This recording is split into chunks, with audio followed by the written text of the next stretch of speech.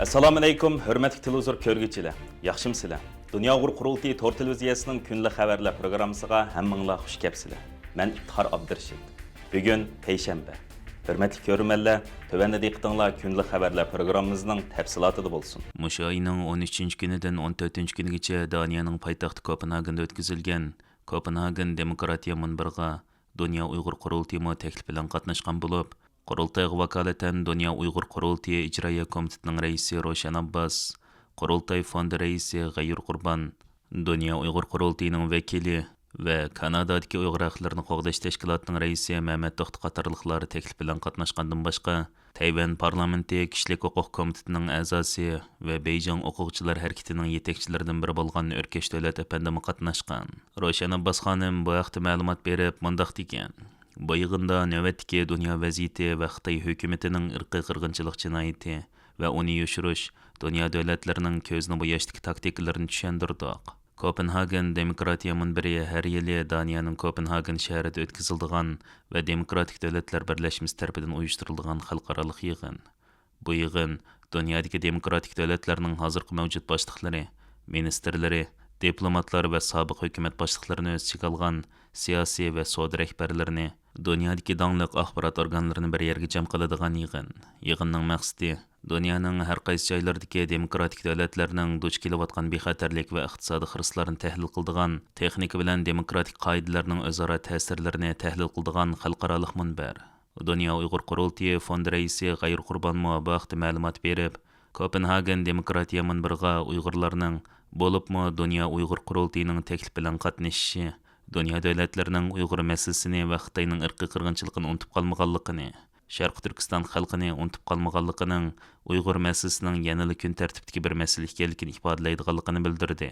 G'ayur Qurban bu haqda to'xtalib, bu qitimqi yig'inning eng chong alayidligi demokratiya va erkinlikni qiblanoma qilgan davlatlarning demokratiyani qo'g'dash uchun vaqt kelganda urush qilishdan bosh tortmaydiganligini, diktatorlik va insoniyat qarshi jinoyatlarni burunqidek insonparvarlik yoki suhbat sulhi bilan emas, balki yo'l qo'yishning diktatorlar tarafidan qo'rqinchli deb qaralganligi sababli buningdan keyin taxmi qattiq usullarni qo'llanishdan chekinmaslikni o'ttirib qo'yganligi, Xitoy va Uyg'ur masalasining ochiq va qattiq iboralar bilan tilga ilinganligini ifodaladi.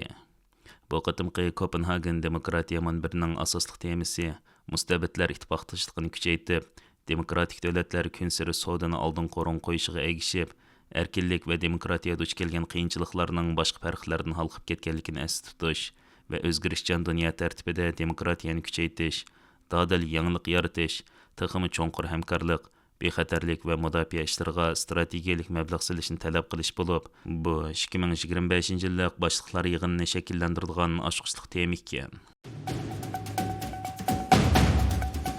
14 may Shvetsariya Uyg'ur jamiyati Shvetsariyaning Syurix kantonidagi Detekon rayonidagi to'liq o'tir maktabida Uyg'ur irqiy qirg'inchiligini tanishtirgan. Bu haqda bugun stansimizning ziyoratini qabul qilgan Dunyo Uyg'ur qurultiyi Sahiya komitetining mudiri va Shvetsariya Uyg'ur jamiyatining sobiq raisi Andili Qarxonli apandi faoliyat haqida to'xtalib, mundaq degan: Asosliq mazmuni bo'lsa, Xitoy ishg'olidan keyingi 76 yilga yaqin bo'lgan vaqtda Uyg'ur xalqining tortayotgan dard alamlari, Xitoy hukumatining yo'q qilib o'tishga urinayotgan ashaddiy siyosati la'natlandi bu o'quvchilarga so'zlab o'tgan leksiyamizda.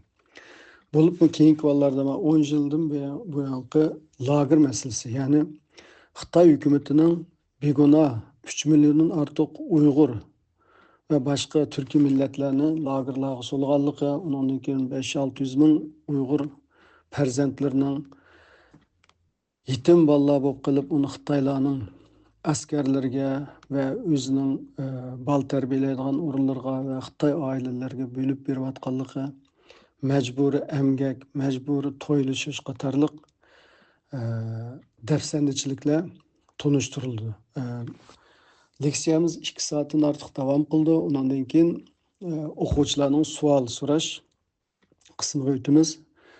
Albatta Shvetsariya hammamiz bilganimizdek demokratik erkin bir davlat. Bu yerda cho'ng bo'layotgan yoshlar erkin ozod cho'ng bo'ldi. Nurg'unlagan demokratik davlatlarga o'xshash.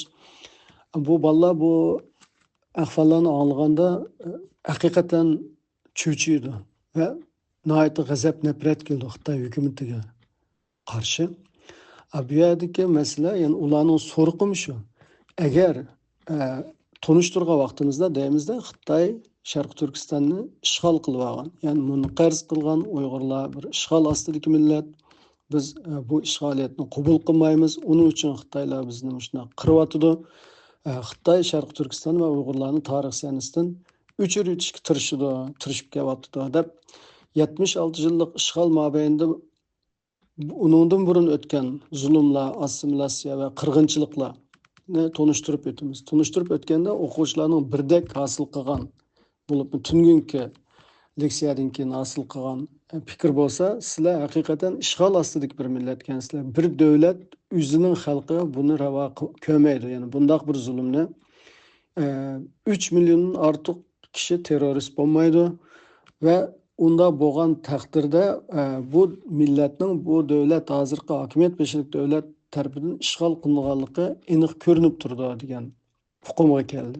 Va Shveysariyadagi bu o'quvchilar Shveysariya hukumatining, Shveysariya xalqining Uyg'urlarga taxmin istoshlik qilishi va Uyg'urlarning haq-huquqlarini qo'lga keltirish ko'rishida yordam berish lozimligini so'zlashib o'tib, uningki o'zlarining bundan keyin qanday qilib Uyg'urlarga yordam berganligini so'raydi. Har doim bu so'rilgan savollar, men nima ish qilib beralayman va biz nima ish qilib beralaymiz deb. Bizning hozir deydigan bu yosh bolalarning fikrimiz, buni o'zinglarning do'stlaringlar, maktablar orasida Xitoylarning bu zulmini yeyinglar, Xitoylarning yolg'on kulgan yuziga aldanmasin va Xitoyda yasalgan eşyalar, buyumlar, mallar, her qanday narsani olmaslikqa tirishinglar, olmanglar, boykot qilinglar. O'zaro mushu zulmni, mushu ishg'olni ko'z oldinglarda keltirib turib, o'quvchilar, do'stlaringlar orasida